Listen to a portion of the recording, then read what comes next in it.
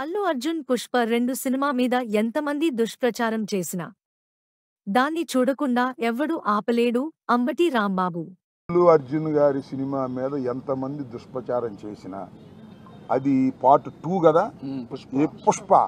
పుష్పాన్ని చూడకోకుండా ఎవడు ఆపలేడు. అక్కడ దాకా ఎందుకయ్యా? నందమూరి తారక రామారావు గారి కుటుంబం జూనియర్ ఎన్టీఆర్ సినిమాను చూడకుండా బహిష్కరించాలని ప్రయత్నం చేశారా? ఆపగలిగారా? అట్లాగే ఇప్పుడు ఆయన పేరు అల్లు అర్జున్ గారి సినిమాని ఆపాలని ప్రయత్నం చేస్తే ప్రజలు చూడరు. బాగున్న సినిమా ఏదైనా చూస్తారు. అరే రాజ్బాబు హీరోగా యాక్ట్ చేసిన సినిమా బ్రహ్మాండంగా చూసామా మేము?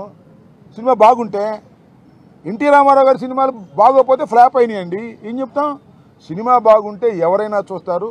అరచేతిని అడ్డుపెట్టి సూర్యకాంతిని ఆపలేరు.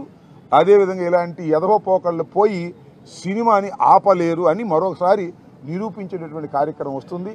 అల్లు అర్జున్ అయినా లేదా జూనియర్ ఎన్టీఆర్ అయినా లేకపోతే మరొకరైనా సినిమా బాగుంటే ఎవరైనా చూస్తారు, బాగోపోతే ఎవరు చూడరు.